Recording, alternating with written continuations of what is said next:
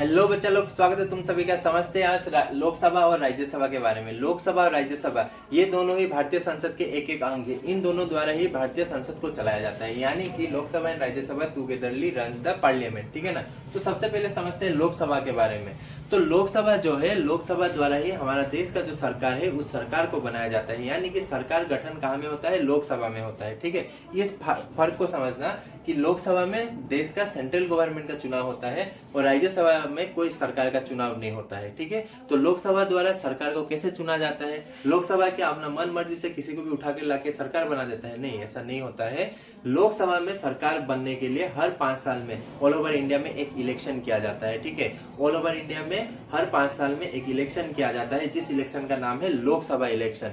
जैसे कि 2019 में हुआ था लोकसभा इलेक्शन, वैसे अभी 2024 के मई महीने से फिर से लोकसभा इलेक्शन का शुरू होने वाला है। ठीक है। लोकसभा इलेक्शन 2024 के मई महीने से शुरू होने वाला है। तो ये इलेक्शन के द्वारा ही लोकसभा में ये डिसाइड किया जाता है कि सरकार कौन बनाएगा। राज्यसभा का कोई भी मेंबर आके लोकसभा में बैठ नहीं सकता और वहां में सरकार बनने में कोई मदद नहीं कर सकता। राज्यसभा का अपना एक अलग काम है, उसके बारे में राज्यसभा को डिस्कस करते वक्त समझेंगे। अभी पहले समझ लेते हैं कि लोकसभा में सरकार का चुनाव कैसे होता है। ठीक है। तो देखो, लोकसभा जो है हर 5 साल में क्या होता है? इलेक्शन होता है। कितना जगह? हर 5 साल ऑल ओवर इंडिया में टोटल 543 जगह में इलेक्शन होता है। कितना जगह में? 543 जगहों पर। ठीक है। ऑल ओवर इंडिया में 540 जगह में इलेक्शन होता है।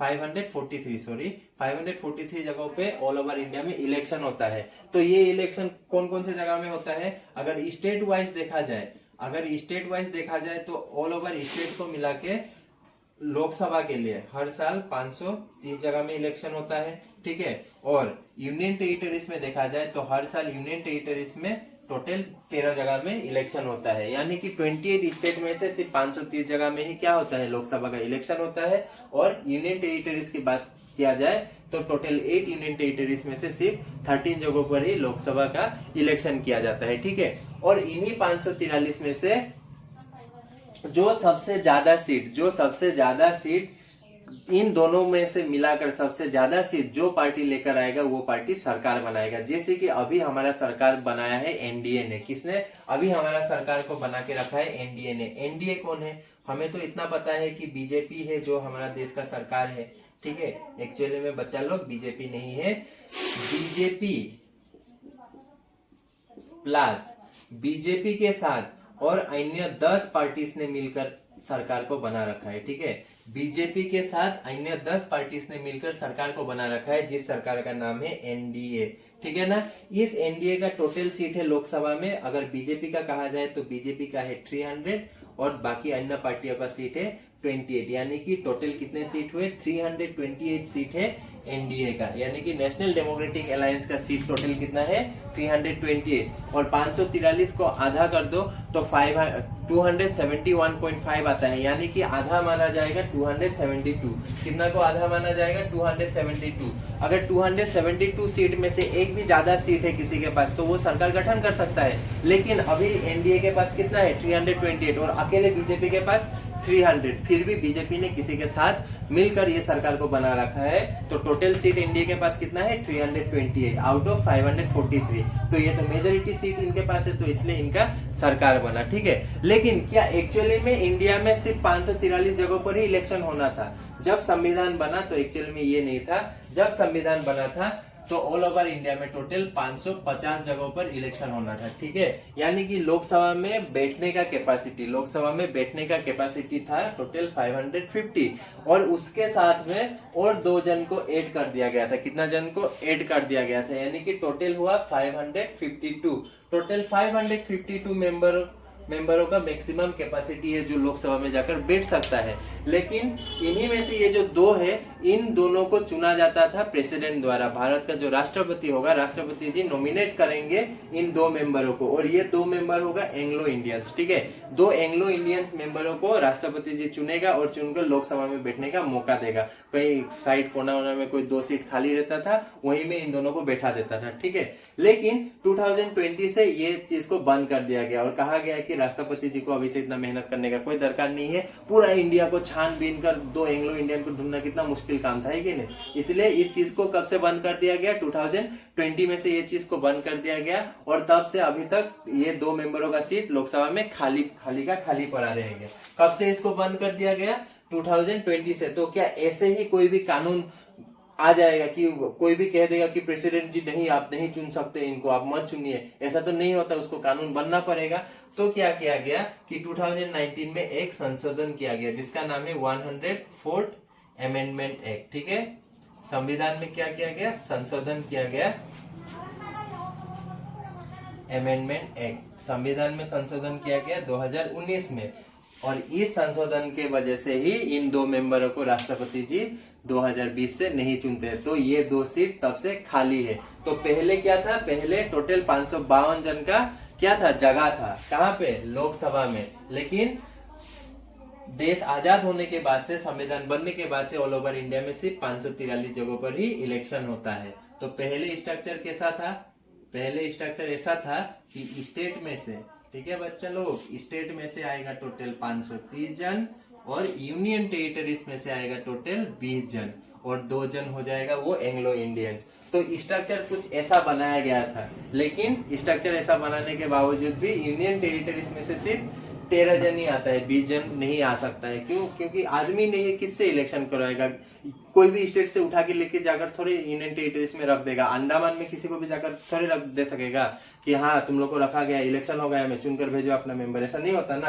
तो जब वहां पर आदमी बढ़ेगा, पॉपुलेशन बढ़ेगा, तो शायद इलेक्शन करवाया जाएगा। लेकिन अभी फिलहाल सिर्फ 13 जन ही यूनियन टेरिटरीज में चुना जाता है। और सब यूनियन टेरिटरीज का अगर बात किया जाए तो सब में से सिर्फ एक जन ही आता है, और सबसे ज्यादा आता है दिल्ली से, ठीक है। दिल्ली से टोटल 7 जन एमपी का चुनाव होता है, लोकसभा के लिए 7 जन एमपी का चुनाव होता है दिल्ली से, अकेले दिल्ली से। तो सबसे ज्यादा लोकसभा मेंबर कौन सा यूनियन टेरिटरी से आता है, तो वो है दिल्ली, ठीक है। और स्टेट में का अगर बात किया जाए तो स्टेट में से सबसे ज्यादा लोकसभा का मेंबर कौन सा स्टेट से आता है, तो है उत्तर प्रदेश। वहां में से टोटल 80 लोकसभा मेंबर यानी कि मेंबर ऑफ पार्लियामेंट चुना जाता है अकेले उत्तर प्रदेश में, ठीक है। जैसे कि मैं आसाम का हूँ, आसाम में से टोटल 14 जन को चुनकर भेजा जाता है लोकसभा में बैठने के लिए। और मेरा कंस्टिट्यूएंसी का एमपी का नाम है प्रधान बोरा। तो आप लोग भी बताने का ट्राई करना कि आपका कंस्टिट्यूएंसी का वो एमपी कौन है जो लोकसभा में जाकर बैठता है, सरकार बनाने में मदद करता है, ठीक है।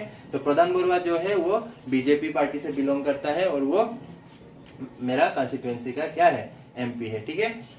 तो हालात कुछ कैसा है अभी फिलहाल इंडिया का 543 जगहों पे ही क्या होता है, इलेक्शन होता है। और ये 543 सीट में का भी एक कंडीशन है, वो है रिजर्वेशन, ठीक है।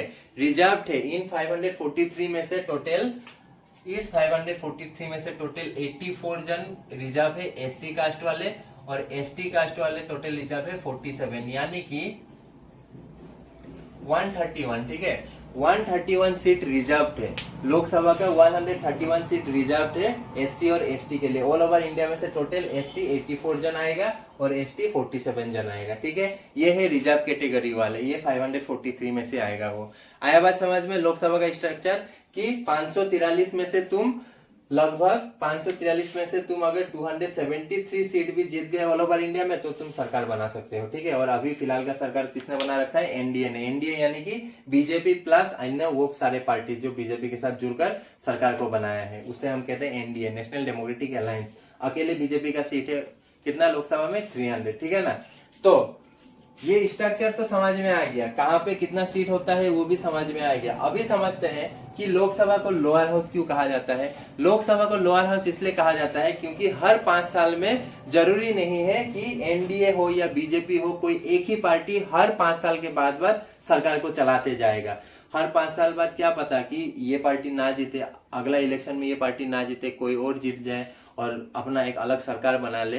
तो इसलिए इसको कहा गया है लोअर हाउस, क्योंकि तुम्हारा कोई गारंटी नहीं है, तुम कभी भी भंग हो सकते हो, तुम कभी भी टूट सकते हो। और कुछ बात तो ऐसा है कि 5 साल से पहले भी जो सरकार देश को चलाते रहता है वो तब भी टूट सकता है। कैसे, क्या पता कल को अगर बीजेपी का 300 में से कोई 200 जन एमपी अपना पार्टी चेंज कर ले, और कह दे कि नहीं हमें बीजेपी के साथ नहीं रहना, तो बीजेपी को तो अपना मतलब कॉन्फिडेंस शो करना ही पड़ेगा। नो कॉन्फिडेंस मोशन लाकर इसको तोड़ा जा सकता है। प्रेसिडेंट पूछेगा कि तुम अपना कॉन्फिडेंस दिखाओ कि 273 सीट तुम्हारे पास अभी भी है भी या नहीं। 5 साल खत्म होने से पहले भी ये किया जा सकता है कि 273 सीट बीजेपी को दिखाना पड़ेगा या एनडीए को दिखाना पड़ेगा या उस पार्टी के लीडर को दिखाना पड़ेगा कि दिखाओ कि तुम्हारे पास इतने एमएलए एमपीज का समर्थन है कि नहीं। अगर वो नहीं दिखा पाया तब भी क्या हो सकता है, लोकसभा टूट सकता है, लोकसभा को बंद किया जा सकता है, ठीक है ना। इसलिए इसे कहा गया है लोअर हाउस। लेकिन राज्यसभा के साथ में ऐसा नहीं होता, क्योंकि राज्यसभा ना सरकार बनाता है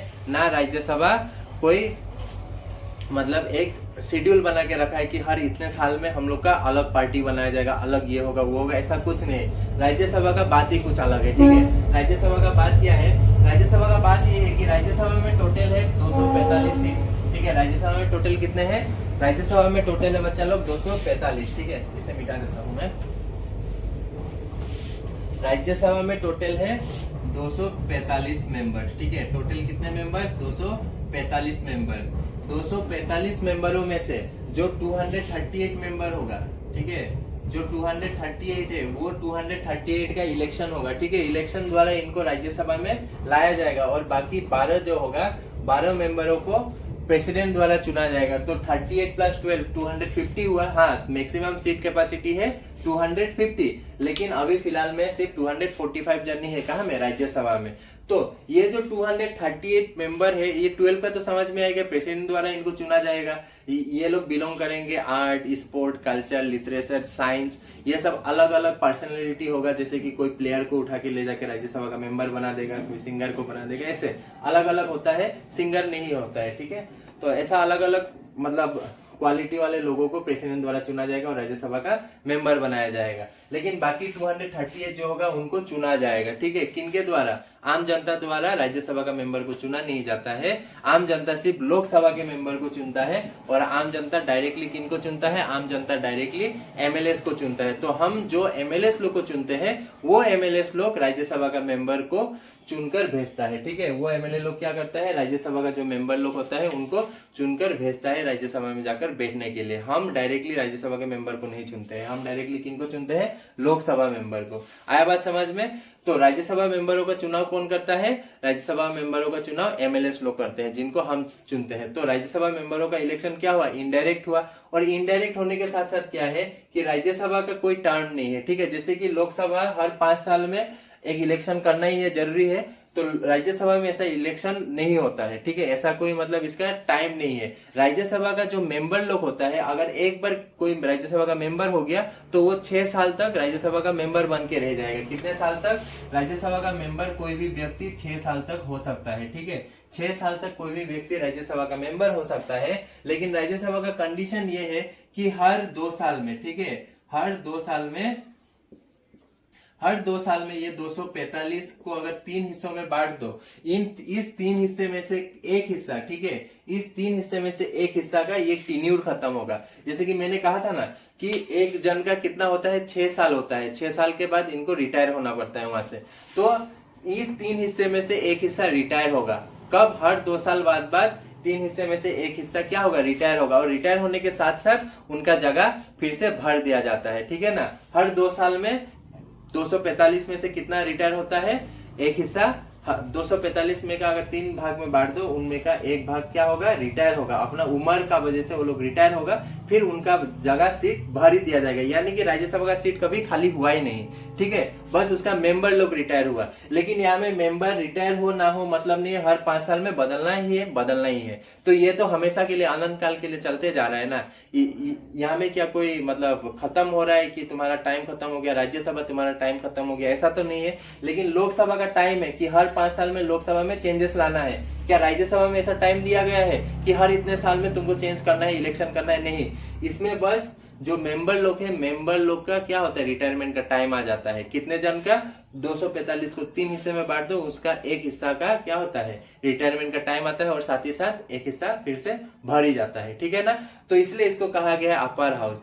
कि ये कभी टूट ही नहीं सकता, ये हमेशा, अगर लोकसभा नहीं भी रहा तो ये रहेगा, ठीक है। लेकिन लोकसभा नहीं भी रह सकता है कभी भी, तो इसको मतलब उतना वैल्यू दिया नहीं जाता है। लेकिन सबसे ज्यादा पावर किसके पास होता है? लोकसभा के पास ही होता है। कैसे होता है? क्योंकि लोकसभा को ये हक दिया गया है कि देश से रिलेटेड अगर देश का अगर पैसों से रिलेटेड कोई काम करना है तो वो काम सिर्फ और सिर्फ लोकसभा ही करेगा, ठीक है। यानी कि मनी बिल, देश के लिए मनी बिल कौन लाएगा? लोकसभा ही लाएगा, और देश का सरकार भी तो लोकसभा ही बनाता है।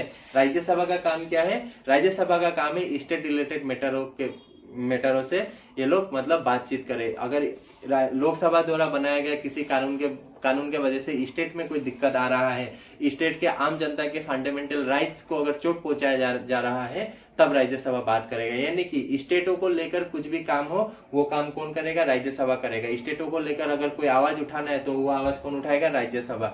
और ये लोकसभा का काम क्या है? सेंट्रली पूरा ऑल ओवर इंडिया के बारे में सोचना। कुछ काम तो ऐसा होता है जैसे कि पूरा इंडिया के लिए CAA अच्छा था, ठीक है, लेकिन आसाम और नॉर्थ ईस्ट के लिए खराब था, क्योंकि बहुत सारे बांग्लादेशी आकर आसाम और नॉर्थ ईस्ट में घुसकर मतलब अपना वोटर ID भी बनवा लिया, वो यहाँ का सिटीजन बन गया। तो आसाम का बहुत सारा हिस्सा तो ऐसे कब्जा होते जा रहा है दिन ब दिन, है कि नहीं? तो इसलिए राज्यसभा में जो लोग बैठा हुआ है वो लोग ये सब कानून के अगेंस्ट में वहां पर आवाज उठाते हैं कि ये कानून इस स्टेट के लिए अच्छा नहीं है, यहाँ का ये बुरा होगा, वो होगा, हेन होगा, तेन होगा, ये सब अलग बात है, ठीक है ना। इतना तो समझ में आ गया होगा कि राज्यसभा का कोई वक्त नहीं होता है कि इतने साल बाद तुमको बदलना है, ये करना है। बस यहाँ का जो आदमी लोग है, यहाँ में जो मेंबर लोग बैठेगा उनका टाइम खत्म होगा बस, ठीक है। और टाइम खत्म होने के साथ साथ फिर भर्ती भी तो हो जाता है। लेकिन इसका क्या है कि हर 5 साल में, तुम्हारा उम्र जितना भी क्यों ना हो, हर 5 साल में तुमको क्या करना है?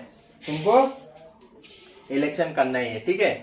आया बात समझ में दोनों का फर्क? और थोड़ा सा समझ लेते हैं कि लोकसभा जो है, लोकसभा का टेन्योर है, टर्म है 5 साल, राज्यसभा का कोई टर्म नहीं, नो लिमिट। लेकिन वहां का जो मेंबर लोग होता है उनका रिटायरमेंट का टाइम होता है 6 साल, ठीक है।